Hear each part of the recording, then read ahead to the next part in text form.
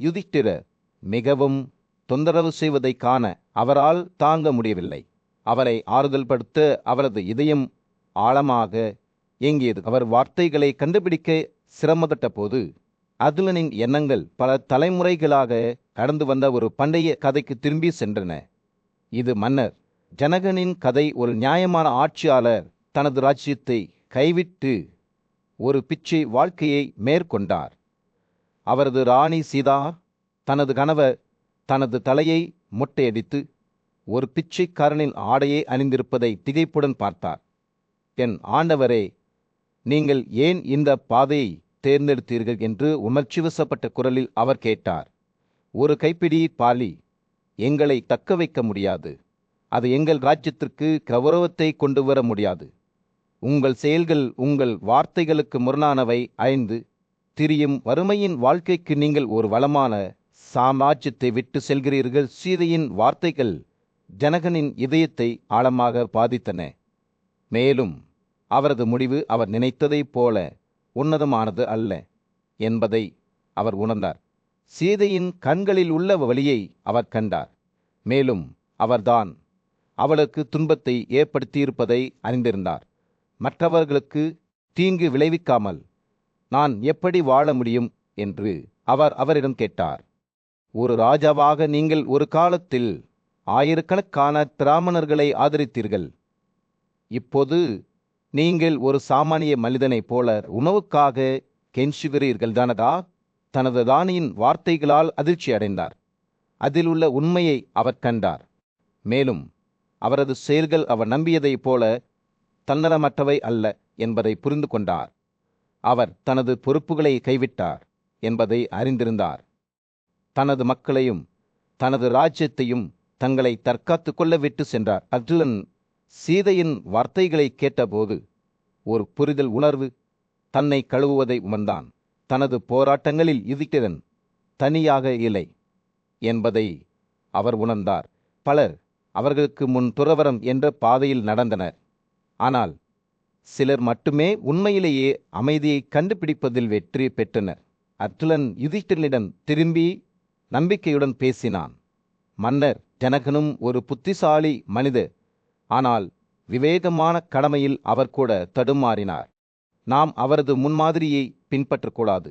அதற்கு பதிலாக நாம் வீட்டுக்குரிய கடமைகளை கடைப்பிடிக்க வேண்டும். அனைத்து உயிரினங்களையும் பாதுகாப்பதன் மூலமும் தொண்டு செய்வதன் மூலமும் நமது பெரியவர்களை போற்றுவதன் மூலமும் நாம் உண்மையான பேரின்பத்தை காண்போம். அர்ஜுனனின் கண்களில் புதிய நம்பிக்கையுடன் யுதிஷ்டிரன் அர்ஜுனனை பார்த்தார். தன்னை புரிந்து கொள்ளும் ஒரு சகோதரரை அவர் கண்டுபிடித்து விட்டார் என்பதை அவர் அறிந்திருந்தார். மேலும் அவர்கள் ஒன்றாக நீதியின் பாதை பின்பற்றுவதாக சபதம் செய்தனர். வாழ்க்கையின் சிக்கல்களை வழிநடத்தும் போது ஒருவருக்கொருவர் ஆதரவளித்தனர். சூரியன் அடிவானத்திற்கு கீழே மூழ்கி நிலப்பரப்பின் மீது ஒரு சூடான பிரகாசத்தை செலுத்திய போது யுதிஷ்டிரனும் அர்ஜுனனும் சிந்தனையான அமைதியில் அமர்ந்தனர். தங்கள் பயணம் நீண்டதாகவும் கடினமாகவும் இருக்கும் என்பதை அவர்கள் அறிந்திருந்தனர். ஆனால் ஒருவருக்கொருவர் ஆதரவுடன் புத்திசாலியும் நியாயமானவருமான மன்னன் யுதிஷ்டிரன் தனது சகோதரர் அர்ஜுனனை நோக்கி கொண்டிருந்த போது சூரியன் அமைதியான நிலப்பரப்பில் அஸ்தமிக்கத் தொடங்கியது. அர்ஜுனன் என்று அவர் கூறினார். அவரது குரலில் இரக்கம் நிறைந்திருந்தது. நான் வேதங்கள் மற்றும் பிரம்மாவுக்கு வழிவகுக்கும் வேதங்கள் இரண்டிலும் நன்கு அறிந்தவன். நான் செயல் மற்றும் துறவரத்தின் கட்டளைகளை படித்துள்ளேன். வார்த்தைகளுக்கு அப்பாற்பட்ட ஒரு உண்மை இருப்பதை நான் அறிவேன். அர்ஜுனன் என்றென்றும் போர்வீரனாக இருந்ததால் யுதிஷ்டிரனை ஆர்வத்துடனும் சந்தேகத்துடனும் பார்த்தார். ஆனால் சகோதரனே, அவர் கூறினார், எனக்கு ஆயுதங்கள் மற்றும் வீரர்களின் நடைமுறைகள் மட்டுமே தெரியும். உங்களைப் போல வேதங்களை நான் புரிந்து கொள்ளவில்லை. யுதிஷ்டிரன் தயவுடன் புன்னரைத்து, அதற்கு நீங்கள் போர் கலையில் பயிற்சி பெற்றதால் தான், ஆனால் ஆன்மாவின் வழிகளில் அல்ல என்று பதிலளித்தார். யுதிஷ்டிரர் தொடர்ந்தார். அவரது வார்த்தைகள் ஒரு மென்மையான நீரோட்டத்தைப் போல பாய்ந்தன. வார்த்தைகளுக்கு அப்பாற்பட்ட உண்மை துறவி மற்றும் வேதங்களின் படிப்புக்கு தங்களை அர்ப்பணித்தவர்களுக்கு மட்டுமே தெரியும். இது ஒரு சிலால் நடக்கக்கூடிய ஒரு பாதை, ஏனெனில் அதற்கு பெரும் ஒழுக்கமும் சுய கட்டுப்பாட்டும் தேவைப்படுகிறது. அர்ஜுனன் ஆர்வத்துடன் கண்களை அகலமாக கேட்டு ஆச்சரியப்பட்டார். இரவு வானத்தில் நட்சத்திரங்கள் பிரகாசிக்க தொடங்கிய போது யுதிஷ்டிரர் மீண்டும் பேசினார். ஆதுமா, உன்னை குழப்புவதற்கோ திகைக்க வைப்பதற்கோ அல்ல, ஆனால் உன் பயணத்தில் உன்னை வழிநடத்துவதற்கோ நான் இதை சொன்னேன். 2 வழிகள் உள்ளன என்பதை நினைவில் கொள்ளுங்கள். ஒன்று செயல் மற்றும் ஒன்று துறவு. முதல் தங்கள் ஆசைகள் மற்றும் செயல்களால் பிழைக்கப்பட்டவர்களுக்கு, இரண்டாவது விடுதலை தேர்பவர்களுக்கு. தனது சகோதரனின் வார்த்தைகளை கேட்ட அர்ஜுனனின் முகம் கவனத்தின் உருவமாக இருந்தது. ஆனால் செல்வத்தை பற்றி என்ன என்று அவர் இறுதியார் கேட்டார். யுதிஷ்டிரனின் வெளிப்பாடு கடுமையாக மாறியது. அர்ஜுனா, செல்வம் என்பது ஒரு மாயை மட்டுமே. இது துன்பத்தையும் அடிமைத்தனத்தையும் மட்டுமே கொண்டு வருகிறது. உண்மையிலேயே புத்திசாலிகள் செல்வத்தை அல்ல, பிறப்பு மற்றும் இறப்பு சுழற்சியிலிருந்து விடுதலையை தேடுகிறார்கள். செல்ல செல்ல வேத வாக்கியங்களை படிப்பதற்கும் துறவரம் செய்வதற்கும் தங்களை அர்ப்பணித்த பண்டைய மகா முனிவர்களை பற்றி யுதிஷ்டிரர் பேசினார். அவர்கள் மிகுந்த ஞானமுள்ள மனிதர்கள் என்று அவர் கூறினார். அவரது குரலில் மரியாதை நிறைந்திருந்தது. அவர்களின் இதயங்கள் தூய்மையானவை, அவர்களின் மனங்கள் தெளிவானவை, அவர்களின் ஆன்மா பிணைப்பிலிருந்து விடுபட்டது. நட்சத்திரங்கள் வானத்தில் உச்சத்தை அடைந்த போது யுதிஷ்டிரனின் வார்த்தைகள் முடிவுக்கு வந்தன. அர்ஜுனன் ஒரு கணம் அமைதியாக அமர்ந்திருந்தான். தான் கேட்டவற்றின் சுமையால் அவரது மனம் நடுங்கியது. பின்னர் ஒரு புதிய நோக்கத்துடன் அவர் எழுந்து தனது சகோதரனை வணங்கினார். நான் உங்கள் போதனைகளை பின்பற்றுவேன், யுதிஷ்டிரனே என்று அவர் கூறினார். அவரது குரல் பக்தியால் நிரம்பியது. வைஷம்பாயனர் யுதிஷ்டிரனின் வார்த்தைகளை நினைவு கூர்ந்து முடித்தவுடன் ஞானமுள்ள துறவி தேவஸ்தானம் எழுந்து நின்றார். அவரது கண்கள் உலகத்தை பற்றிய ஆழமான புரிதலுடன் பிரகாசித்தன. அவர் மென்மையான மற்றும் இணக்கமான குரலில் பேசத் தொடங்கினார். இது ராஜாவான அஜாசத்ருவின் காலத்தை ஈர்த்தது. தேவஸ்தானா, ராஜாவே, செல்வத்தை விட பெரியது எதுவுமில்லை என்று பககுனா சொன்னபோது அவர் உண்மையை கூறினார். ஆனால் நான் இந்த விஷயத்தை பற்றி மேலும் உங்களுக்கு சொல்கிறேன். என் வார்த்தைகளை கவனமாக கேட்கிறேன் என்று கூறினார். தொடர்ந்து பேசும்போது தேவஸ்தானத்தின் முகத்தின் மீது கண்களை நிலைநிறுத்தி கொண்டு ராஜா முன்னோக்கி சாய்ந்தார். ஓ அஜாசத்ரு, நீங்கள் உங்கள் நீதியின் மூலம் பூமியை வென்றுவிட்டீர்கள். இப்போது இந்த வெற்றியை பயன்படுத்திக் கொள்வது உங்களுடையது. வேதங்களில் விவரிக்கப்பட்டுள்ள 4 வாழ்க்கை முறைகள் உள்ளன. அவற்றை ஒவ்வொன்றாக பின்பற்றுமாறு நான் உங்களை கேட்டுக்கொள்கிறேன். தற்போது நீங்கள் ஆடம்பரமான பரிசுகளுடன் பெரிய தியாகங்களை செய்ய வேண்டும். சில முனிவர்கள் வேதங்களை படிப்பதில் தங்களை அர்ப்பணிக்கிறார்கள், மற்றவர்கள் அறிவை பெறுவதில் கவனம் செலுத்துகிறார்கள். ஆனால் இந்த தொடர்களும் கூட நடவடிக்கைக்கான அழைப்பிலிருந்து விடுபடவில்லை. தேவஸ்தானம் ஒரு கணம் நின்று தனது செய்தியை தெரிவிக்க ஒரு வழியை தேடிக்கொண்டிருந்த போது அவரது கண்கள் சபையை சுற்றி பார்த்தனர். வைகாசர்களைப் போன்ற சிலர் செல்வத்தை தேடாதவர் சிறந்தவர் என்று நம்புவதை நான் கேள்விப்பட்டேன். ஆனால் இந்த யோசனை பல தவறுகளுக்கு வழிவகுக்கும் என்று நான் நினைக்கிறேன். ஆண்கள் செல்வத்தையும் பலிகளுக்கான பரிசுகளையும் சேகரிக்கிறார்கள், ஏனெனில் இது வேதங்களில் கட்டளையிடப்பட்டுள்ளது. உங்கள் செல்வத்தை நீங்கள் கொடுத்தால் அது உண்மையில் தகுதியுள்ளவர்களுக்கு செல்கிறதா என்பதை புரிந்து கொள்ளாமல் நீங்கள் ஒரு பெரிய பாவத்தை செய்கிறீர்கள். தேவஸ்தானத்தின் வார்த்தைகளைக் கண்டு ராஜாவின் முகம் கவலை அடைந்தது. ஆனால் துறவி நம்பிக்கையுடன் தொடர்ந்து பேசினார். தர்மம் செய்வது எளிதானது அல்ல, ஏனென்றால் ஒருவர் முதலில் தகுதியானவர் மற்றும் தகுதியற்றவர் என்பதை வேறுபடுத்தி காட்ட வேண்டும். ஆனால் பேரலின் கட்டளைகளின்படி நமது செல்வத்தை நாம் கொடுக்கும்போது மனிதர்களாகிய நமது கடமையை நிறைவேற்றுகிறோம். இதை செய்யும்போது நமக்கும் மற்றவர்களுக்கும் மகிழ்ச்சியை தருகிறோம். ஆடம்பரமான பரிசுகளுடன் பலிகை செலுத்துவதன் மூலம் மற்ற எல்லா தெய்வங்களையும் மின்சிய கடவுள்களின் ராஜாவான இந்திரனின் கதையை சொல்லும்போது தேவஸ்தானத்தின் கண்கள் பிரகாசித்தன. இலையற்ற ஆற்றலை கொண்ட இந்திரன் தனது தியாக பக்தியின் மூலம் மிக பெரிய கடவுள்களை கூட பிரகாசித்தார். அவர் இதை செய்தபோது அவர் அவர்களில் தலைவரானார். சொர்க்கத்தில் பிரகாசித்தார். துறவியின் வார்த்தைகள் மற்றொரு பெரிய மண்ணான மறுதலின் உருவங்களை உருவகப்படுத்தின. அவர் தனது செல்வத்தின் சக்தியால் சகாவை தோற்கடித்தார்.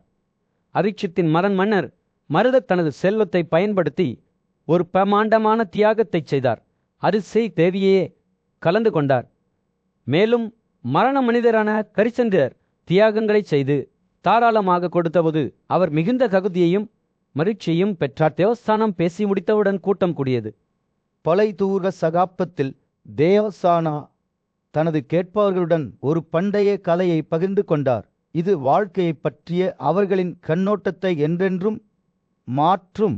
இது ஒரு காலத்தில் இந்திரனுடன் உரையாடிய மாபெரும் முனிவர் உதித்தஸ்வதியின் கதையாகும். பிரகஸ்பதி பேசத் தொடங்கிய போது அவரை சுற்றி கூடியிருந்தவர்களின் காதுகளில் அவரது வார்த்தைகள் வேன் பே போல சொட்டத் தொடங்கின. மனநிறைவுதான் மிக உயர்ந்த சொர்க்கம், மிக பெரிய பேரின்பம் மனநிறைவை விட உயர்ந்தது எதுவுமில்லை என்று அவர் கூறினார்.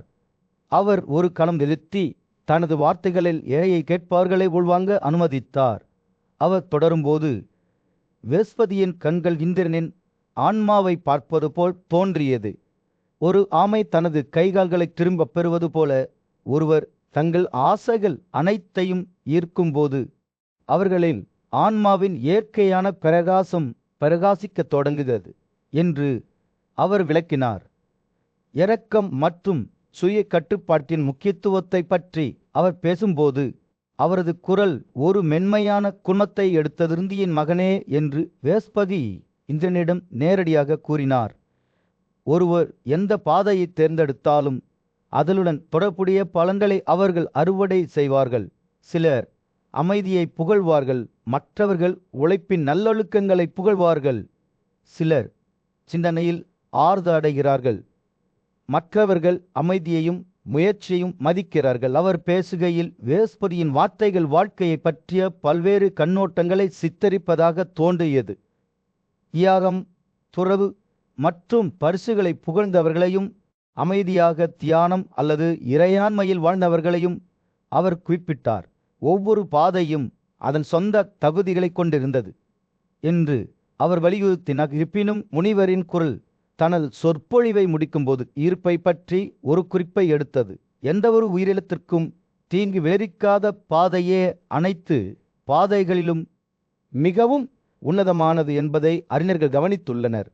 உண்மை, நீதி, இரக்கம், சுய கட்டுப்பாடு மற்றும் அடக்கம் ஆகியவற்றில் நல்லொழுக்கங்களை அவர் பட்டியலிட்டார். உண்மையான நிறைவேற்றத்தை அடைவதில் அவற்றின் முக்கியத்துவத்தை வலியுறுத்தினார். பிரகஸ்பதியின் வார்த்தைகள் ஒரு ஆசீர்வாதத்தைப் போல காற்றில் தொங்கிக் கொண்டிருந்தன. எனவே குந்தியின் மகனே, அவர் இந்திரனை வலியுறுத்தினார், இந்த பாதையை கவனமாக பின்பற்றுங்கள். இந்த நல்லொழுக்கங்களை உள்ளடக்கிய சத்திரியர் மேலாதிக்கம் செலுத்துவார். அவரது இறையாண்மை, அவரது சமநிலை மற்றும் இரக்கத்தின் பிரதிபலிப்பாகும். தேவஸ்தானம் பிரகஸ்பதியின் கதையை பகிர்ந்து கொண்ட பிறகு கேட்போர் அதன் ஞானத்தை பற்றி சிந்திக்கவிட்டனர். உண்மையான மகத்துவம் வெளிப்புற சாதனைகளில் இல்லை, ஆனால் அவர்களின் சொந்த ஆன்மாவுக்கு நெருக்கமாக இருக்கும் குணங்களை வளர்ப்பதில் உள்ளது என்பதை அவர்கள் உணர்ந்தனர்.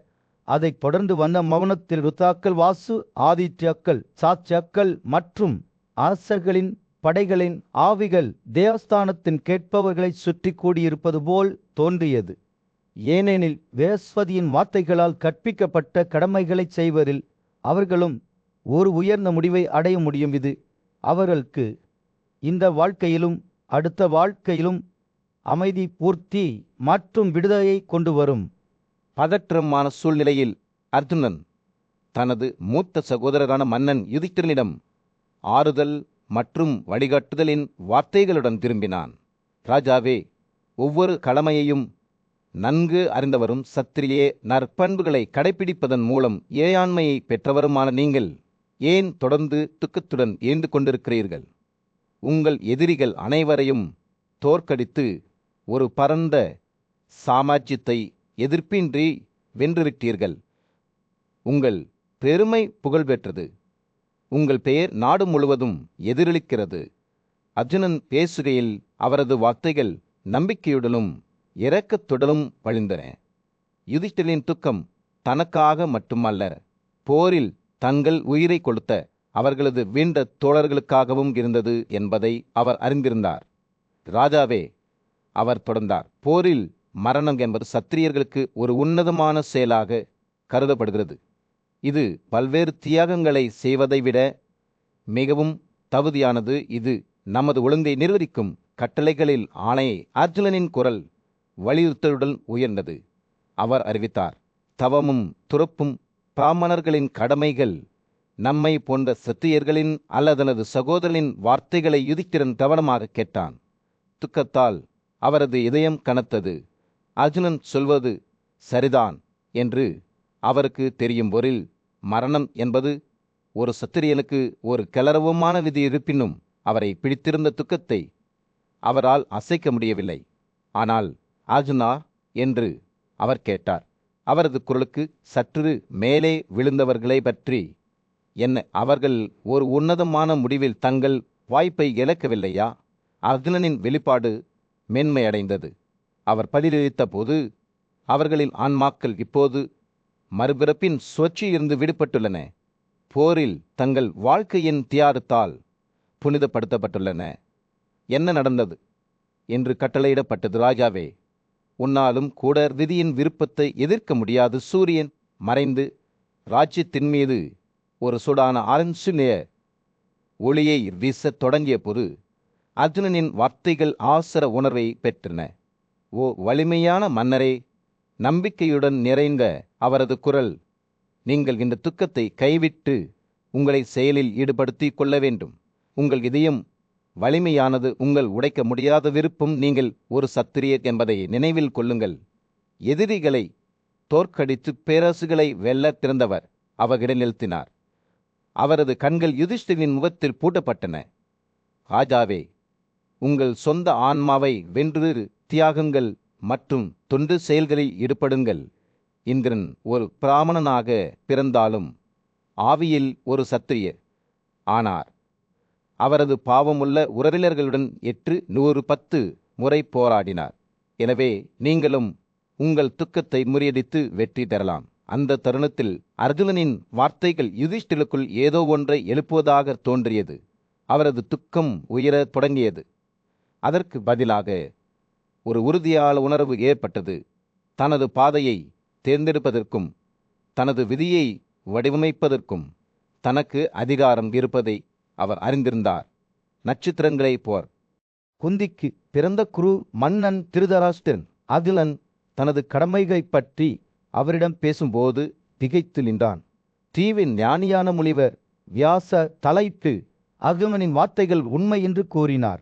பாண்டுவின் மூத்த மகனான யுதிஷ்டிரனுக்கு அவர் அனைத்து கடமைகளையும் நன்கு அறிந்திருப்பதாகவும் அதற்கேற்ப அவற்றை செய்ய வேண்டும் என்றும் நினைவுபடுத்தினார். வியாசர் தொடர்ந்தார், 4 வாழ்க்கை முறைகளிலும் மிகவும் கடினமான வாழ்க்கை உள்நாட்டு வாழ்க்கை. உங்களுக்கு வேதங்களை பற்றிய நல்ல அறிவு உள்ளது. மிகுந்த துறவி தகுதி உள்ளது. மேலும் உங்கள் மூதாதையர் ராஜ்யத்தில் சுமையை ஒரு காளையைப் போல தாங்குவது உங்களுக்கு பொருத்தமானது. பின்னர் அவர் சத்திரியர்களின் கடமைகளை விளக்கத் தொடங்கினார். இதில் தியாகம், கற்றல், உழைப்பு, லட்சியம், தண்டனையின் கம்பியை பயன்படுத்துதல், குடிமக்களை பாதுகாத்தல் மற்றும் வேதங்களைப் பற்றிய அறிவு ஆகியவை அடங்கும். நெய்யை விழுங்கும் பாம்பைப் போல அமைதியை விரும்பும் ஒரு ராஜாவையும் குடும்ப வாழ்வில் மிகுந்த ஈடுபாடு கொண்ட ஒரு பிராமணனையும் பூமி வேண்டுகிறது என்று வியாச விரஸ்பதியின் ஒரு வசனத்தை ஓதினார். தண்டனையின் கம்பியை பயன்படுத்தி மிக உயர்ந்த வெற்றியை பெற்ற அரச முனிவர் சுச்சிம்னாவையும் அவர் குறிப்பிட்டார். யுதிஷ்டிரன் வியாசனிடம் சுச்சிம்னனின் கதையை பற்றி கேட்டபோது அவர் அதை சொல்லத் தொடங்கினார். 2 சகோதரர்கள் சங்கா மற்றும் விகிதா வாவுடா என்ற நீரோடையின் அருகே தனித்தனி வீடுகளில் வசித்து வந்தனர். ஒரு நாள் விகிதா தனது சகோதரனின் வீட்டில் இருந்து சில பழுத்த பழங்களை சாப்பிட்டு கொண்டிருந்த போது சங்கா வீட்டுக்கு திரும்பி அவரை பிடித்தார். விகிதா தனது தவறை ஒப்புக்கொண்டார். மேலும் அவரை திருடன் என்று தண்டிக்குமாறு சங்காவிடம் கேட்டார். நாட்டின் மன்னரான சுச்சும்னா விகிதாவின் வாக்குமூலத்தை பற்றி கேள்விப்பட்டு அவரை சந்திக்க அழைத்தார்.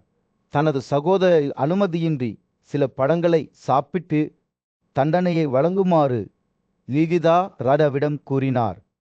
மன்னர் தனது கோரிக்கையை நிறைவேற்றுவதாக உறுதியளித்தார்.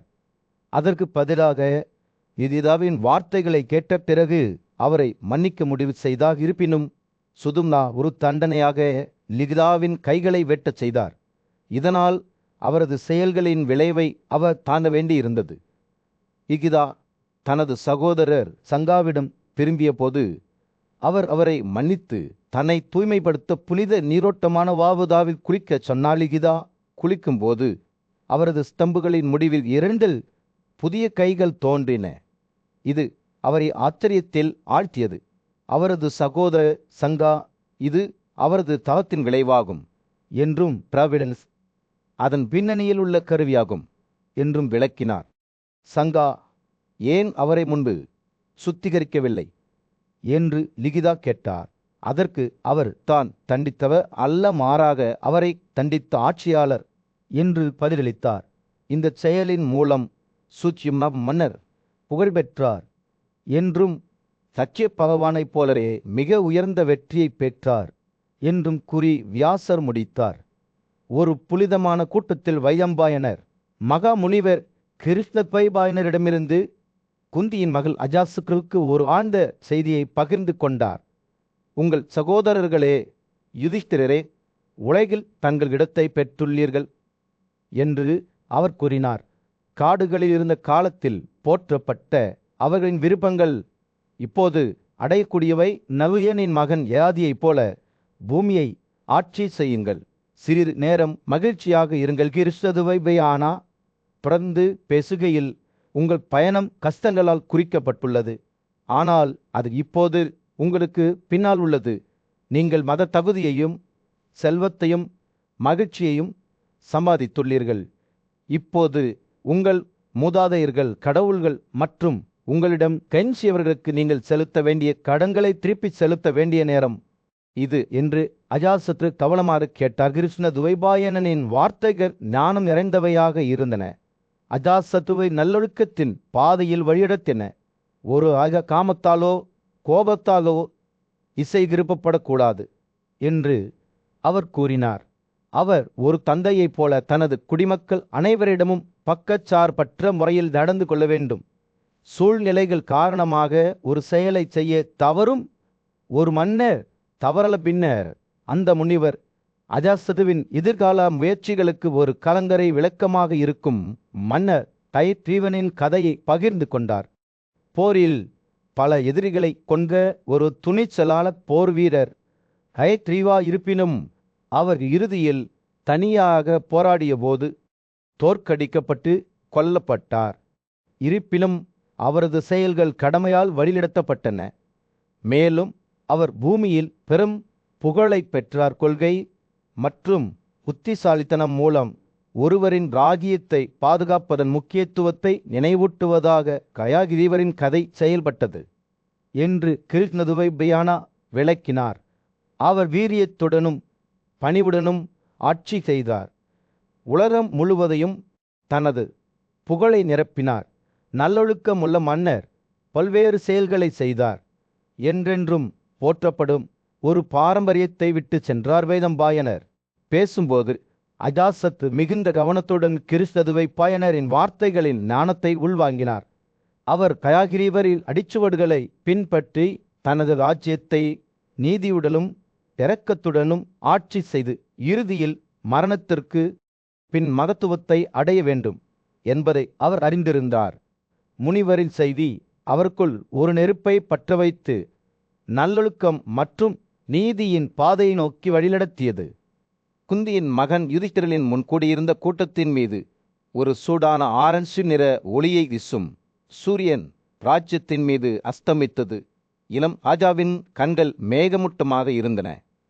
மரியாதைக்குரிய முனிவர் வியாசருடன் பேசும்போது அவரது புருவம் கவலையில் மூழ்கியது. என் ஆண்டவரே, நான் என் துக்கத்தில் ஆறுதல் பெற எல்லா வழிகளையும் முயற்சித்தேன். நான் இந்த ராஜ்யத்தை ஞானத்துடனும் நீதியுடனும் ஆட்சி செய்தேன். ஆனால் நாம் எத்தனை வெற்றிகளை பெற்றாலும் என் இதயம் கனமாக இருக்கிறது. பெரும் போரில் விழுந்த என் அன்புக்குரியவர்களின் நினைவுகள் இன்னும் என்னை துன்புறுத்துகின்றன. கணவர்களிலிருந்தும் குழந்தைகளிலிருந்தும் எடுக்கப்பட்ட இந்த பெண்களின் அழுகை 1000 கத்திகளைப் போல என் ஆன்மாவை துளைக்கிறது. யுதிஷ்டனின் வார்த்தைகளை கேட்டபோது வியாசரின் கண்கள் அவரது உள்ளத்தில் படர்ந்தது போல் தோன்றியது. ஒரு கணம் சிந்தனையான மௌனத்திற்கு பிறகு முனிவர் மென்மையான மற்றும் ஆழமான குரலில் பேசினார்.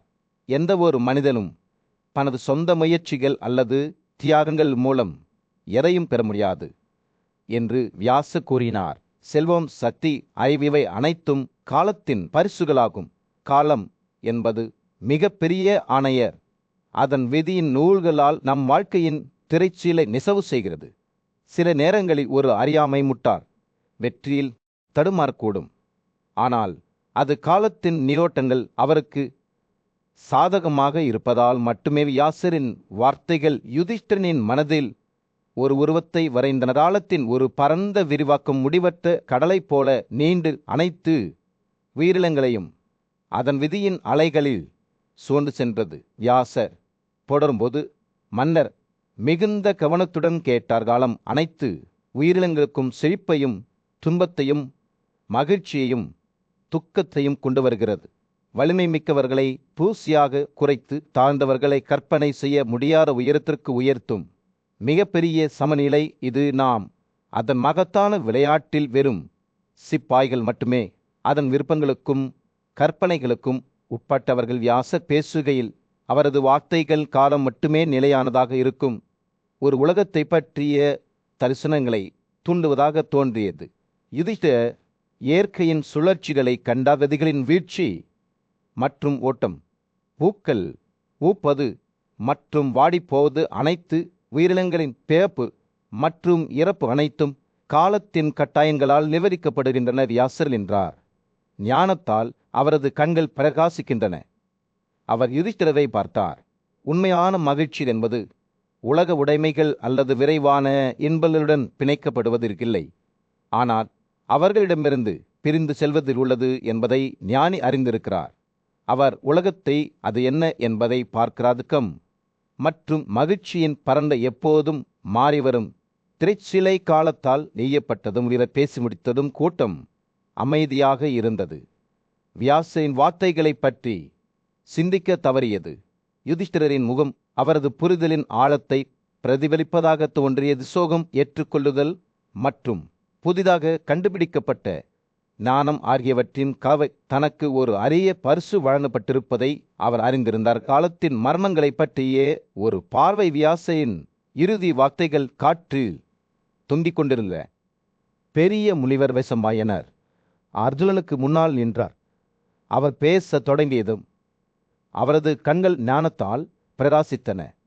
யுதிஷ்டனை நோக்கி, உங்கள் மாட்சிமை என்று அவர் கூறினார்.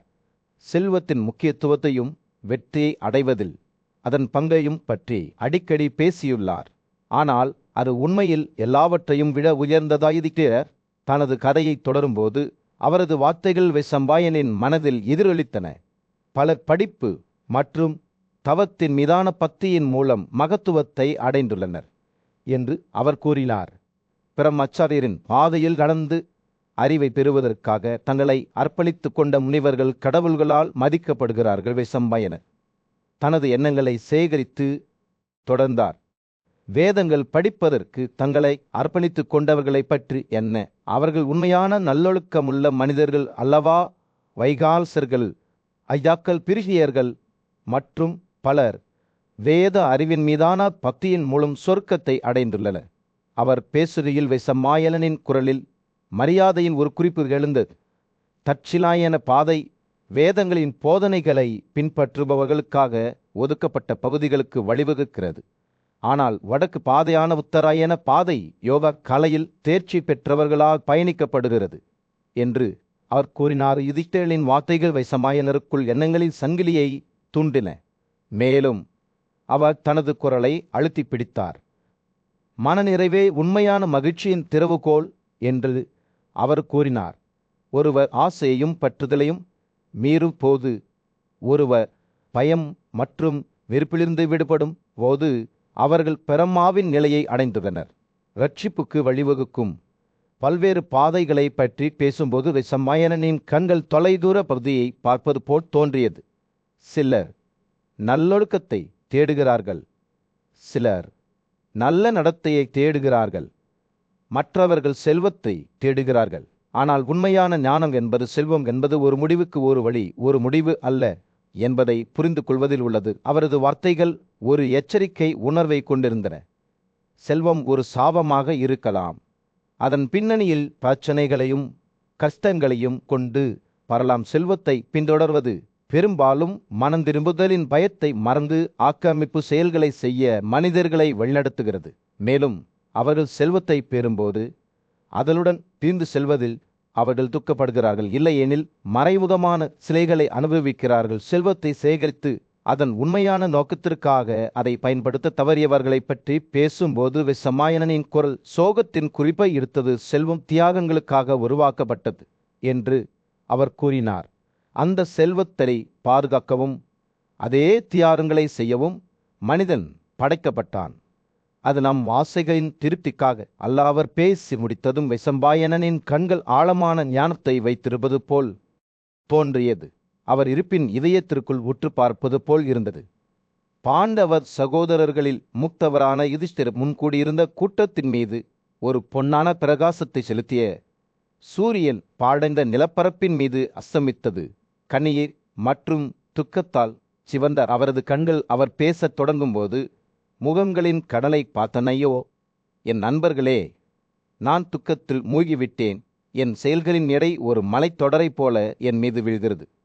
நான் உறவினர்களை கொல்பவன், பேயாசை கொண்ட அரசன், என் சொந்த இனத்தை அழிப்பவன், மலைகளில் பெருந்த சிங்கத்தைப் போல இருந்த அந்த துணிச்சலான இனம்பியதான அபிமன்யுவின் மரணத்தை ஏற்படுத்திய அவமானத்தை நான் எப்படி தாங்க முடியும்? அவரது மென்மையான ஆண்டுகள் என் கையால் வேட்டப்பட்டன. இப்போது அவர் இன்னும் போர்க்களத்தில் படுத்து கொண்டிருக்கிறார். யுதிஷ்டிரர் பேசுகையில் அவரது வார்த்தைகள் ஒரு சவால் போல் காற்றில் தொங்குவதாக தோன்றியது. அவர்களின் பேரன் பீஷ்மர் பார்த்தாவின் தண்டுகளில் விழுந்த அந்த நாளை அவர் நினைவு கூர்ந்தார். ஒரு இடி முழக்கம் ஒரு வயதான சிங்கத்தை அடிப்பது போல அந்த தருணத்தின் நினைவுகள் இன்னும் அவரை ஆழமாக வேதனைப்படுத்தினேன். போதகர் துரோணரை பற்றி என்ன என்று அவர் தொடர்ந்தார். அவரது குரல் மேலும் ஆத்திரமடைந்தது. அஸ்வத்தமான் இறந்துவிட்டார் என்று நான் அவரிடம் பொய்யாகச் சொன்னேன். உண்மையில் அந்த பெயரில் ஒரு யானை மட்டுமே கொல்லப்பட்டிருந்தது. அவரை ஏமாற்றிவிட்டதாக நினைத்தால் என் இதயம் வெட்கத்தில் இருந்தது. அந்த வீரரின் வழிகளை எனக்கு கற்றுக் கொடுத்த மனித யுதிஷ்டிரர் தனது குற்றங்களை விவரித்த போது கூட்டம் மிகுந்த கவனத்துடன் கேட்டது. கலனின் மரணம், அபிமன்யுவின் கொலை மற்றும் அவர்களின் சொந்த உறவினர்களின் அழிவு, அவரது வார்த்தைகள் துக்கத்தின் நிட்டலி போல இருந்தன. ஒவ்வொருவரும் புது வேதனையுடன் அவரது இதயத்தை துளைத்தனர். நான் ஒரு பெரிய குற்றவாளி என்று அவர் உணர்ச்சிவசப்பட்ட குரலில் கூறினார். நான் எனக்கும் என் குடும்பத்திற்கும் அவமானத்தை ஏற்படுத்தியுள்ளேன். என் சொந்த உறவினர்களின் இரத்தத்தால் கரைபடிந்த இந்த உலகில் இனி என்னால் வாழ முடியாது. நான் பெரியா சபதம் எடுப்பேன். என் உயிர் முச்சுகளை இங்கேயே உலர்த்துவேன். யுதிஷ்டிரர் இந்த வார்த்தைகளை சொன்னபோது திடீரென்று சபையில் அமைதி நிலவியது.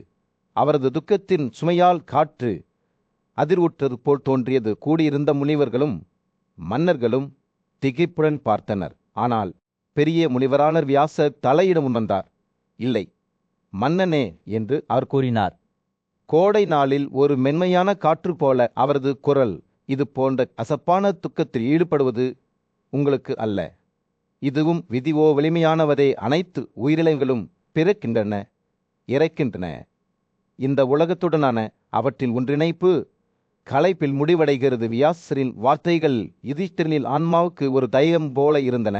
அனைத்து பொருட்களும் எழுகின்றன மற்றும் விழுகின்றன என்று முனிவர் விளக்கும் போது அவர் கவனமாக கேட்டார். பூமியின் மேற்பரப்பில் குமைகள் போ ஒரு கசப்பான காட்சியில் விசமாயினர். பாண்டுவில் மூத்த மகனான யுதிஷ்டிரனிடம் ஒரு பண்டைய கதையை நினைவு கூர்ந்தார். அவர் தனது உறவினர்களின் படுகொலை குறித்து துக்கத்தில் மூழ்கிவிட்டார். யுதிஷ்டிரரின் வேதனையை உணர்ந்த முனிவர் வியாசர் ஆஸ்மாவின் போதனைகள் என்று அழைக்கப்படும் ஆழமான சொற்பொழிவை அவருடன் பகிர்ந்து கொள்ள முடிவு செய்தார். கதை விதேத ராஜ்யத்தில் தொடங்கியது. அங்கு மன்னர் கனகன் ஞானியான பிராமணரான ஆஸ்மாவின் ஆலோசனையை நாடினார்.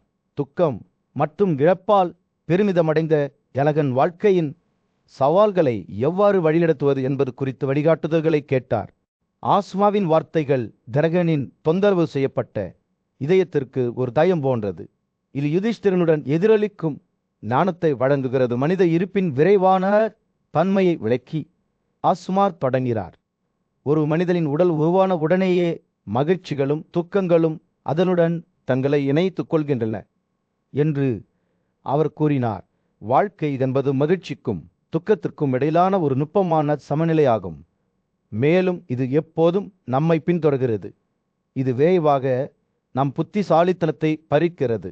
செழிப்பான காலங்களில் கூட ஒருவரின் மனம் மாயால் மேகமூட்டப்பட்டு பொறுப்பற்ற நடத்தைக்கும் இறுதியில் வீழ்ச்சிக்கும் வழிவகுக்கிறது என்று ஆஸ்மா எச்சரித்தார். உரையாடல் தொடங்கிய போது மகிழ்ச்சி அல்லது துன்பம், செல்வம் அல்லது வறுமை, ஆரோக்கியம் அல்லது நோயல் அனைத்து மனித அனுபவங்களும் விதியால் முன்கூட்டியே தீர்மானிக்கப்படுகின்றன என்பதை ஆஸ்மா வெளிப்படுத்தினார்.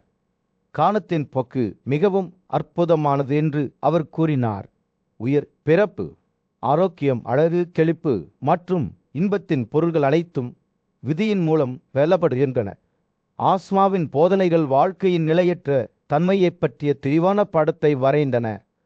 அங்கு வலிமையான மற்றும் மிகவும் வளமானவர்கள் கூட சீரழிவு மற்றும் மரணத்திற்கு ஆளாகலாம். யாரும் தங்கள் விதியிலிருந்து தப்பிக்க முடியாது என்று ஆஸ்மா தொடர்ந்து விளக்கிய போது ஜனரன் கவனமாக கேட்டான். மருத்துவர்கள் கூட நோய்வாய்ப்படுகிறார்கள் என்று அவர் கூறினார். வலிமையானவர்கள் பலவீனமடைகிறார்கள். செருப்பை அனுபவிப்பவர்கள் அனைத்தையும் இழந்து ஏழைகளாக மாறுகிறார்கள். ஞானியான பிராமணரின் வார்த்தைகள் வாழ்க்கையில் பயணத்தின் தவிர்க்க முடியாத தன்மையை நினைவூட்டுகின்றன. அங்கு ஒவ்வொரு நபரும் காலத்தின் விருப்பங்களுக்கு உட்பட்டுள்ளனர். யுதிஷ்டிர ஆஸ்மாவின் சொற்பொழிவை கேட்டபோது அதில் ஆழமான தாக்கங்களை புரிந்து கொள்ள தொடங்கினார். நான் இங்கே இருக்கிறேன், எங்கே போவேன், நான் யார், நான் எப்படி இங்கு வந்தேன், எதற்காக, யாருக்காக நான் துக்கப்படுகிறேன் என்ற இந்த கேள்விகளை பிரதிபலிக்கும் போது ஒருவர் அமைதியை பெறுகிறார். ஆஸ்மா கூறினார், அன்புக்குரியவர்களுடனான ஒற்றுமை சாலையோர விடுதியில் பயணிகளை போன்றது.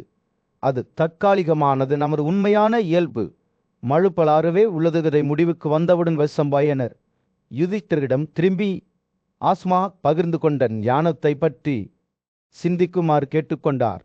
அறிவுள்ள மனிதர்கள் உடல் கண்களால் காணப்படாத அடுத்த உலகத்தை பார்ப்பது போல என்று அவர் கூறினார். வேதங்களை புறக்கணிக்காமல் அறிவை விரும்புபவருக்கு நம்பிக்கை இருக்க வேண்டும். வாழ்க்கையின் பயணம் என்பது வாழ்க்கையின் ஒரு சுருக்கமான தருணம் என்பதை நினைவூட்டுவதாக கதை செயல்பட்டது. ஒரு பேரழிவுகரமான போரின் மத்தியில் தர்மாவின் மகனான யுதிஷ்டிரன் அமைதியாறு நின்றான். துக்கத்தால் அவரது இதயம் களமாக இருந்தது.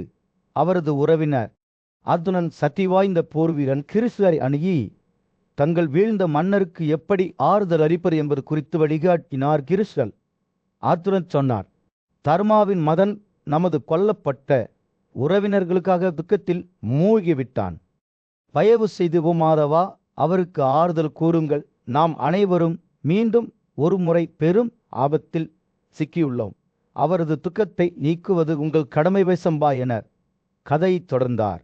கிருஷ்ணர் தாமரை கண்கள் கொண்ட கோவிந்தர் எப்படி யுதிஷ்டிரனை நோக்கி திரும்பினார் என்பதை விவரித்தார். பல ஆண்டுகளாக கிருஷ்ணர் அர்ஜுனனை விட யுதிஷ்டிரருக்கு மிகவும் பிரியமாக இருந்தார்.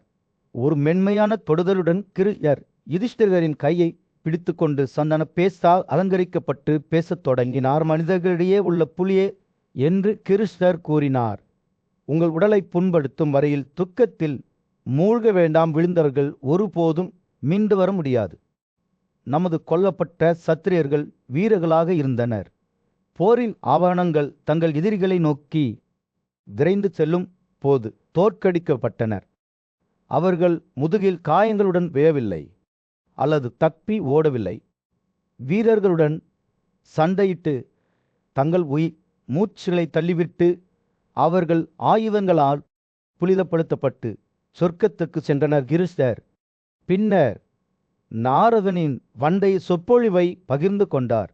அவர் தனது மகனின் மரணத்தால் துக்கமடைந்த சிரிசியா என்ற மன்னருக்கு முன் பேசினார். மகிழ்ச்சிக்கும் துயரத்திற்கும் உட்பட்டு நானும் நீங்களும் எல்லா உயிரினங்களும் இறக்க வேண்டியிருக்கும் என்று நாரதர் கூறினார். துக்கத்திற்கு என்ன காரணம்? பண்டைய மன்னர்களின் மகத்தான ஆசீர்வாதத்தை நான் ஓதும்போது எனக்கு செவி கொடுங்கள் கிருஷ்ணர். அவிச்சித்தின் மகனான மன்னன் மருதனின் கதையை சொன்னார். அவர் இறந்த போதிலும் மருதன் விஸ்வசிரிக் என்ற பிரம்மாண்டமான தியாகத்தை செய்தார். அங்கு அவர் கடவுள்களின் தலைவரான சக்ரராவை கூட தோற்கடித்தார். கிருஷ்ணர் மற்றொரு மன்னர் சுவோத்ராவை பற்றி பேசினார். அவர் ஒரு வருடம் முழுவதும் தனது ராஜ்யத்தின் மீது தங்கத்தை பொழிந்தார். மேலும் ஆறுகள் தங்க, ஆமைகள், நண்டுகள், உதலைகள், சுறாக்கள் மற்றும் பாம்புகளை தாங்க வைத்தன. கிருஷ்ணர் அங்கர்களில் அரசனான வேடகதலின் கதைகளை நினைவு கூர்ந்தார். அவர் 1,00,000 குதிரைகள், தங்க ஆபரணங்களால் அலங்கரிக்கப்பட்ட கன்னிகைகள் மற்றும் யானைகளை வழங்கினார். உசினாராவின் மகன் சிவியை பற்றி அவர் கூறினார். அவர் ஒரு வெற்றிகரமான காரில் சவாரி செய்து அனைத்து மன்னர்களையும் அடிமைப்படுத்தினார். இறுதியாக கிருஷ்ண புசுமந்தார் மற்றும் சகுந்தலாவின் மகன் பாரதத்தை பற்றி பேசினார். அவர் ஒரு பெரிய கருவூலத்தை வைத்திருந்தார் மற்றும் கடவுள்களுக்கு குதிரைகளை அர்ப்பணித்தார். கிருஷ்ணரின் வார்த்தைகள் யுதிஷ்டிரனின் மீது ஒரு இனிமையான தைலம் போல கழுவப்பட்ட போது மிக பெரிய மன்னர்களும் கூட மரணத்திற்கு ஆளாக நேரிடும் என்பதை அவர் புரிந்து கொள்ளத் தொடங்கினார். அவர்களின் தியாகங்களும் பரிசுகளும் காலத்தின் விரைவான தருணங்கள்தான். பண்டைய ஞானத்தின் உலகில் காதல், துரோகம் மற்றும் மீட்பு பற்றிய ஒரு கதை வெளிவருகிறது. சிரிசீலின் மகனான புதிரான சுவலசிவனை பற்றி யுதிஷ்டிரர் கிருஷ்ணரிடம் விசாரணை செய்வதிலிருந்து இது தொடங்குகிறது. கிருஷ்ண கதை நடந்தபோது அதை விவரிக்க ஒப்புக்கொள்கிறார் மரியாதைக்குரிய ரிஷி. நாரதனும் அவரது மருமகனும் புத்திசாலியுமான சக்தி வாய்ந்த துறவியுமான பாவதனும் ஒரு முறை பூமியில் நிதானமாக உலாவுவதற்காக சொர்க்கத்தை விட்டு வெளியேறியதாக கூறப்படுகிறது. மனிதர்களிடமிருந்து அவர்கள் பெற்ற தெளிவான வெண்ணெய் மற்றும் அரிசியின் எளிய இன்பங்களை அனுபவிப்பதே அவர்களின் நோக்கமாக இருந்தது. அவர்கள் அலைந்து திரிந்தபோது அவர்கள் கொண்டிருந்த எந்த எண்ணமும் விருப்பமும் ஒருவருக்கொருவர் வெளிப்படுத்தப்படும் என்று ஒரு ஒப்பந்தம் செய்தனர். நாரதரின் கண்கள் சீஞ்சிய மன்னரின் அழகான மகள் சுகுமாரி மீது விழுந்தபோது அவர்களின் உடன்பாடு சோதிக்கப்பட்டது. அவரது அழகை கண்டு மயங்கி அவர் தனது உணர்வுகளை பார்வதனிடம் வெளிப்படுத்த தவறிவிட்டார். அவர் அடையாளங்கள் மற்றும் துறவி சக்தி மூலம் தனது மருமகனின் பிணைப்பை உணர்ந்தார். கோபத்தால் நிரம்பிய பார்வதன் நாரதனை சபிக்க தீர்மானித்தார். நீங்கள் எங்கள் உடன்படிக்கையை மீறிவிட்டீர்கள் என்று பார்வதி அறிவித்தார். நீங்கள் ஒரு பிரம்மச்சாரி, என் போதகர், ஒரு துறவி இருப்பினும் நாங்கள் பகிர்ந்து கொண்ட பிழைப்பை நீங்கள் முறித்து விட்டீர்கள். நான் உங்களை சபிக்கிறேன். சுகுமாரி உங்கள் மனைவியாக மாறுவார். ஆனால் அந்த நாளிலிருந்து அவளும் எல்லா ஆண்களும் உங்களை ஒரு குரங்கைப் போல பார்ப்பார்கள். கோபத்தால் பீடிக்கப்பட்ட நாரதர் பதிலுக்கு பார்வதனை சபித்தார். உங்களுக்கு மிகுந்த துறவி தகுதி மற்றும் நல்லொழுக்கம் இருந்தாலும் நீங்கள் சொர்க்கத்திற்கு செல்வதில் வெற்றி பெற மாட்டீர்கள் என்று கூறினார். 2 முனிவர்களும் கோபமடைந்த யானைகளைப் போல ஒருவருக்கொருவர் தீக்குளித்தனர். விதியின் விதிப்படி நாரதர் திருமணத்தில் சுகுமாரியின் கையை பெற்றார். இருப்பினும் சாபம் பிடித்தது.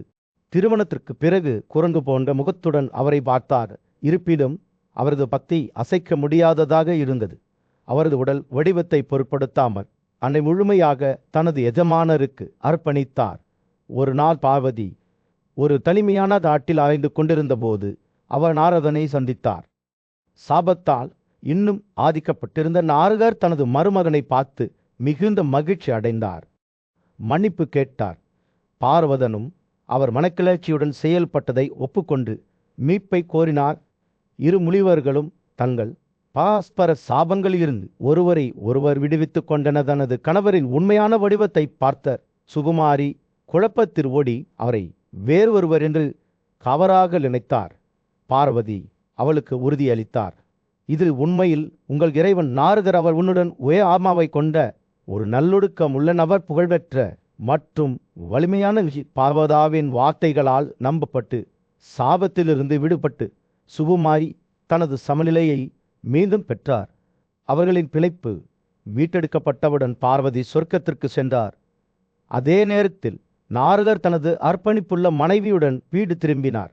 இந்த கசப்பான கதை மனித உறவுகளின் சிக்கல்களுக்கும் மன்னிப்பு மற்றும் மன்னிப்பின் மாற்றும் சக்திக்கும் ஒரு சான்றாக செயல்படுகிறது. நாரதனுடன் ஒரு உரையாடலின் மத்தியில் மன்னர் யுதிஷ்டிரர் ஒரு குழந்தையின் பிறப்பை பற்றி கேட்க சொன்னார். அதன் மலம் தங்கமாக இருந்தது. நாரதர் கதையை விவரிக்கத் தொடங்கினார். இது அவரும் அவரது மருமகன் மாபெரும் துறவி பார்வதனும் வெற்றி பெற்ற அனைத்து மன்னர்களிலும் முதன்மையான சிரிஞ்சியாவை பார்வையிட்ட போது தொடங்கியது. அவர்களின் பிரசன்னத்தால் கௌரவிக்கப்பட்ட சிரிஞ்சியார் ஒரு வாரத்தை தேடுவதில் அவர்களின் வழிகாட்டலை கேட்டார். தனக்கு மகிழ்ச்சியை தருவது என்ன என்பதை பற்றி சிந்திக்குமாறு பார்வதன் பரிந்துரைத்தார். ஆனால் அவரது விருப்பத்தின் சாத்தியமான விளைவுகளை பற்றி பரிசீலிக்குமாறு எச்சரித்தார். சிரிஞ்சேயா ஆழமாக யோசித்து இறுதியில் வீரமாற்றல் தனது சபதங்களில் உறுதியாக நீண்ட காலம் வாழ்ந்த மிகவும் ஆசீர்வதிக்கப்பட்ட இந்திரனுக்கு சமமான பிரகாசத்தை கொண்ட ஒரு மகனை கேட்டுக்கொண்டார். பார்வதி வரத்தை வழங்கினார். ஆனால் ஒரு எச்சரிக்கையுடன் குழந்தை நீண்ட காலம் வாழாது. ஏனெனில் அத்தகைய மகனுக்கான சிரிஞ்சியாவின் விருப்பம் இந்திரனின் அதிகாரத்திற்கு ஒரு சவாலாக பார்க்கப்பட்டது. இருப்பினும் இந்திரனின் கோபத்திலிருந்து தனது மகனை பாதுகாக்குமாறு பார்வதனும் சிரிஞ்சியனை எச்சரித்தார். இந்த எச்சரிக்கை இருந்த போதிலும் சிரிஞ்சிய தனது மகன் பார்வதனின் துறவி தகுதியின் மூலம் நீண்ட காலம் வாழ வேண்டும் என்று கேட்டுக்கொண்டார். நாரதர் தனது கதையை தொடர்ந்தபோது சீது காலம் கழித்து சிரிஞ்சியனுக்கு சுவரிகிரீவன் என்ற மகன் பிறந்தார். அவர் சக்தி வாய்ந்தவராகவும் ஆற்றுமிக்கவராகவும் வளர்ந்தார் என்பதை வெளிப்படுத்தினார். இருப்பினும் இந்திரன் அவர் வளர்ந்தபோது குழந்தையின் கைகளில் அவமானத்திற்கு அஞ்சி இளவரசனை கொல்ல தனது தெய்வீக ஆயுதமான தண்டரை அனுப்பினார். சிறுவன் தனது செவிலியருடன் பாரீரதி நதியோரம் விளையாடிக் கொண்டிருந்த போது இடிவடிவில் புலி சிறுவன் மீது விழுந்தது. சிறுவன் இளவரசர் புலியால் அடித்து நொறுக்கப்பட்டதால் பயங்கரமாக நடுங்கி விரைவில் பூமியில் உயிரற்ற நிலையில் விழுந்தார். அவரது செவிலியர் துக்கத்தில் கத்தினார். சிரிஞ்சேயா அவரது அழுகுரல்களை கேட்டு சம்பவ இடத்திற்கு விரைந்து சென்று தனது மகன் உயிரற்ற நிலையில் கிடப்பதை கண்டார். துக்கத்தால் பீடிக்கப்பட்ட சிரிஞ்சியன் தனக்கு முன் வந்து ராஜாவுக்கு ஆறுதல் அளிக்கும் கதைகளை வாசித்த நாரதரை நிலைத்து கொண்டான். இந்திரனின் அனுமதியுடன் நாரதர் சிரிஞ்சியனின் குழந்தையை மீண்டும் உயிர்ப்பித்தார். இளவரசர் சுவடைத்தீவன் தனது பெற்றோரை மகிழ்வித்து இறுதியில் தனது தந்தையின் மறைவுக்கு பிறகு அரியணை ஏறி அவர் ஆண்டுகள் ஆட்சி செய்தார். அவர் பல பெரிய தியாகங்களை செய்தார். கடவுள்களையும் பிதிரிகளையும் தனது பிரகாசத்தால் திருப்திப்படுத்தினார். அவர் பல மகன்களை பெற்றெடுத்தார். அவர்கள் அரச குடும்பத்தை பெருக்கினர். இறுதியில் சுவவைத்திரன் காலமானார். ஆனால் அதற்கு முன்பு நாரதர் மன்னர் யுதிஷ்டிரருக்கு தனது துக்கத்தை தணிக்கவும் தனது ராஜ்யத்திற்கு வளமான எதிர்காலத்தை உறுதி செய்வதற்காக உயர்ந்த மற்றும் பெரிய தியாகங்களை தொடரவும் அறிவுறுத்தினார். நாரதர் தனது கதையை முடித்தவுடன் அவர் மன்னர் யுதிஷ்டிரரை எழுந்து தனது மூதாதைய ராஜ்யத்தின் சுமையை சுமக்குமாறு வலியுறுத்தினார். தீவில் பிறந்த வியாசர் மன்னர் யுதிஷ்டிரர் முன் நின்றார். அவரது கண்கள் இரக்கமும் ஞானமும் நிறைந்திருந்தன. ராஜாவின் துக்கம் இன்னும் பிடித்தது. ஒரு தெளிவான எடை அவரை மூச்சு திணறடிப்பதாக தோன்றியது. வியாசரின் வார்த்தைகள் கோடை நாளில் ஒரு மென்மையான காற்று போல இருந்தன. இது ராஜாவின் தொந்தரவான இதயத்தை அமைதிப்படுத்தியது. தாமரை எதிர்களை போன்ற கண்களே வியாசர் தொடங்கினார். குடிமக்களை பாதுகாப்பது அரசர்களின் கடமையாகும். எப்போதும் கடமை கடைப்பிடிப்பவர்கள் கடமையை அனைத்து சக்தி வாய்ந்ததாக கருதுகிறார்கள். முனிவரின் குரல் இசை போன்றது. வேதங்களின் நித்திய உண்மைகளை எதிரொலிக்கிறது. எனவே பாரத இனத்தின் காலையே பிராமணர்களின் நித்திய கடமையாக தவம் உள்ளது. ஒரு சத்திரியர் அனைத்து நபர்களுக்கும் அவர்களின் கடமைகளை பாதுகாப்பார். யுதிஷ்டிரன் கவனமாக கேட்டான். தனது சொந்த மனசாட்சியின் சுமையிலிருந்து ஆறுதல் தேடுவது போல் முனிவரின் மீது கண்களை நிலைநிறுத்தி கொண்டார். வியாசர் உண்மையை பேசினார் என்பதை அவர் அறிந்திருந்தார். ஆனால் போரின் நினைவுகள் இன்னும் அவரை துன்புறுத்துகின்றன. அவர் கொன்றவர்களின் முகங்கள் அவரது மனதில் பாவைகளைப் போல இருந்தன. அவர்களின் அழுகுரல்கள் அவரது இதய அறைகளில் எதிரொலித்தன. மன்னரின் துயரத்தை உணர்ந்த வியாசர் அவரது வார்த்தைகளை ஒரு மென்மையான தூண்டுதலாக வலியுறுத்தி யுதிஷ்டிரனை அவரது துக்கத்திலிருந்து தூண்டிவிட்டார். பூமிக்குரிய உடைமைகளுக்கு அடிமையாகி ஆரோக்கியமான கட்டுப்பாடுகளை மீறும் அந்த மனித சமூக நல்லிணக்கத்திற்கு எதிரான குற்றவாளி ஒரு வலுவான கையால் தண்டிக்கப்பட வேண்டும். முனிவரின் குரல் உறுதியாக இருந்தது. ஆனால் கருணையுடன் ராஜாவை நீதியின் பாதையில் வழிநடத்திய யுதிஷ்டிரரின் பதில் ஒரு பெருமூச்சு போல இருந்தது. ஒரு ஆழ்ந்த மூச்சு அவரது மார்பில் இருந்து சிறிது பதற்றத்தை விடுவித்தது போல் தோன்றியது. மிகுந்த துறவியே, உமது உதடுகளில் இருந்து விழும் வார்த்தைகளை நான் சந்தேகிக்கவில்லை. அறநெறி மற்றும் கடமை தொடர்பான அனைத்தும் உமக்கு நன்கு தெரியும். ராஜாவின் குரல் நடுங்கியது. அவரது துக்கத்தில் ஆழத்தை வெளிப்படுத்தியது. வியாசர் அனுதாபத்துடன் தலையசைத்தார். அவரது கண்கள் புரிதலால் நிரம்பியிருந்தன. மனிதனே பார்விலே அனைத்து நல்ல அல்லது கெட்ட செயல்களையும் உன்னதமான நபரால் வலியுறுத்தப்பட்டு செய்தால் அந்த செயல்களின் பலன்கள் உன்னதமானவருடன் இணைக்கப்பட வேண்டும். முனிவரின் வார்த்தைகள் ஒரு புதிர் துண்டு போல இருந்தன. இது கர்மா மற்றும் விதியின் மர்மத்தை உளிர செய்தது. வியாசர் பேசுகையில் ராஜாவின் துக்கம் உயரத் தொடங்கியது. அதற்கு பதிலாக ஒரு தெளிவான உணர்வு ஏற்பட்டது. மற்றவர்களின் செயல்களுக்கு அவர் பொறுப்பல்ல, மாறாக அவரது சொந்த விருப்பங்களுக்கு அவர் பொறுப்பு என்பதை கண்டார். மீண்டும் மனிதன் தனது அனைத்து செயல்களுக்கும் நல்லொழுக்கமும் பாவமும் கொண்டு முகவராக இருந்தால் உச்ச இயக்குனர் யாரும் இல்லை என்று வியாசர் தொடர்ந்தார். எனவே நீங்கள் செய்த இதுவே உங்களுக்கு தீய விளைவுகளை ஏற்படுத்த முடியாது. ராஜாவின் முகம் ஒரு முகமூடி போல இருந்தது. அவருக்குள் இன்னும் இருந்த கொந்தளிப்பை மறைத்தது. ஆனால் அவர் வியாசரின் வார்த்தைகளை கேட்டபோது அவர் நம்பிக்கையின் ஒரு ஒளியை காணத் தொடங்கினார். தனது செயல்களுக்கு விளைவுகள் இருப்பதை அவர் உணர்ந்தார். ஆனால் போர்க்களத்தின் பரந்த நிலப்பரப்பின் மீது சூரியன் அஸ்தமித்து ஆழ்ந்த நிலப்பரப்பின் மீது ஒரு பொன்னான பிரகாசத்தை செலுத்தியது. பாண்டவ சகோதரர்களில் மூத்தவரான யுதிஷ்டிரர் தனது புத்திசாலித்தனமான மற்றும் மரியாதைக்குரிய தத்தா வியாசர் முன் நின்றார்.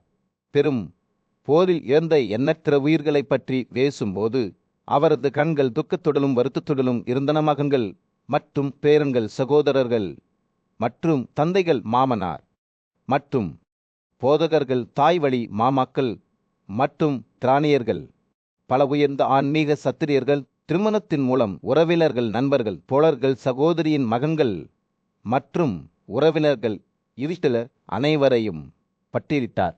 அவரது குரல் உணர்ச்சியால் நடுங்கியது.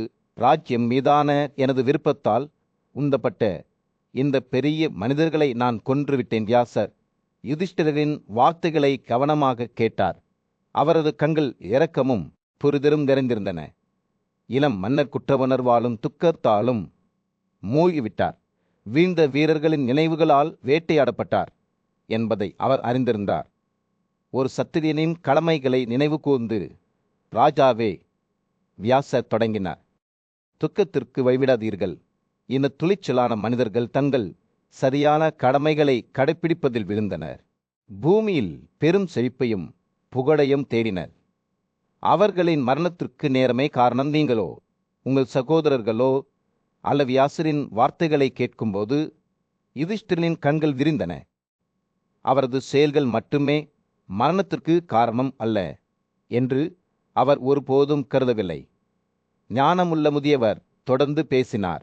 நேரமே இறுதி அழிப்பவார் என்று விளக்கி, தயவோ தப்பெண்ணமோ இல்லாமல் உயிர் சுவாசங்களை எடுத்து செல்கிறார் கடவுள்களும் அசுரர்களும் ஆண்டுகள் நீடித்த ஒரு மாபெரும் போரில் ஒருவருக்கொருவர் சண்டையிட்டனர். தெய்வங்களை கொன்று சொர்க்கத்தை கைப்பற்றின.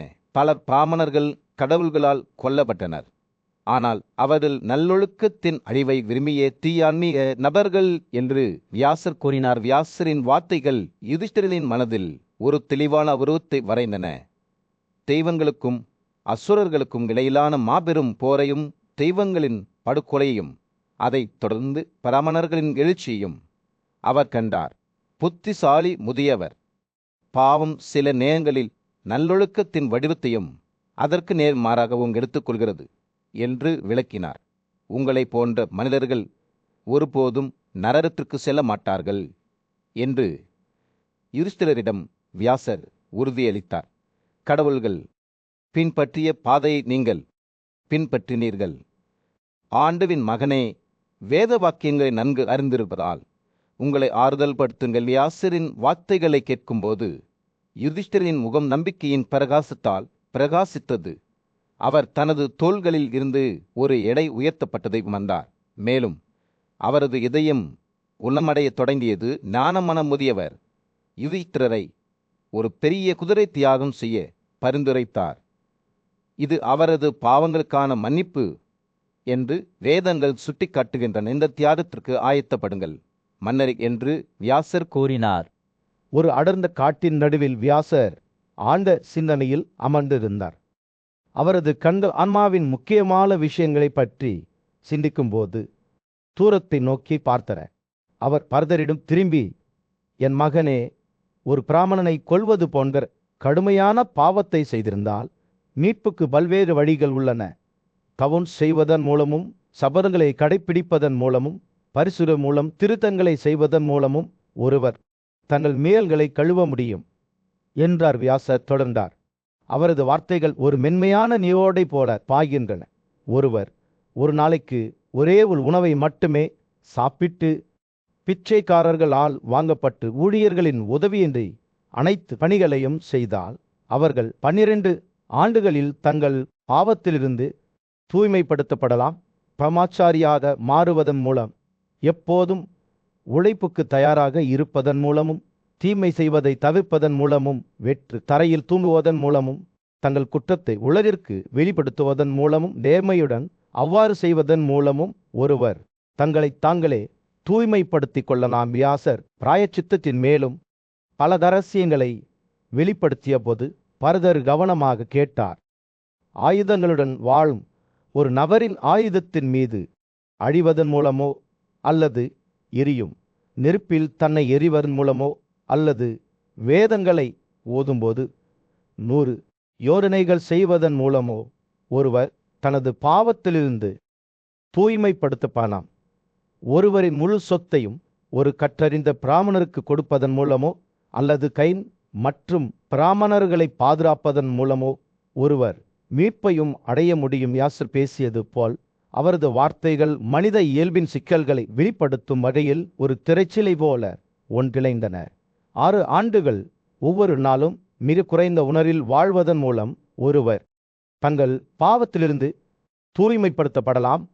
உணவு தொடர்பாக இன்னும் கடினமான சபதத்தை கடைப்பிடிப்பதன் மூலம் ஒருவர் 3 ஆண்டுகளில் தூய்மைப்படுத்தப்படலாம். மேலும் ஒரு மாதத்துக்கு ஒரே உணவில் வாழ்வதன் மூலம் ஒரு வருடத்திற்குள் ஒருவர் தூய்மைப்படுத்தப்படலாம். பலவிதமான பிராயச்சித்த முறைகளை கேட்டபோது பரதனின் கண்கள் விரிந்தன. விபச்சாரம் அல்லது திருட்டு செய்தவர்களை பற்றி என்ன என்று அவர் கேட்டார். வியாசர் பதிலளித்தார்.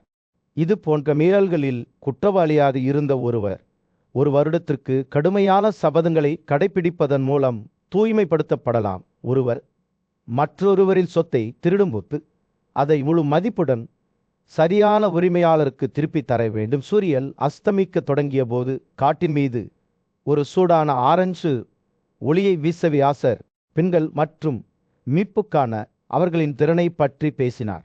பெண்கள் ராஜாவே, ஒரு வருடத்திற்கு ஒழுங்குபடுத்தப்பட்ட வாழ்க்கையை கடைப்பிடிப்பதன் மூலம் அவர்களில் அனைத்து பாவங்கள் இருந்தும் தூய்மைப்படுத்தப்படலாம்.